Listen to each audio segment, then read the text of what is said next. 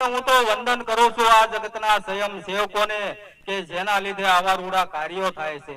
એ જગતના કોઈ પણ કાર્ય હોય, સપ્તાહ હોય, કથા હોય, જમણવાર હોય, સમૂહ લગ્ન હોય કે પછી આવા ધર્મના કોઈ પણ કાર્ય હોય અને એ કાર્યને જો ઊંધું કરીને બતાવતા હોય ને તો આ જગતના સ્વયં સેવકો છે, આ કોળિયા ગામના સ્વયં સેવકો છે. તો એવા હનુમાનજી મહારાજના તમામ સેવકોને જોરદાર તાળીઓના અવાજથી વધાવી લેજો. આ ધરતીના એવા કઈક ગુણ છે.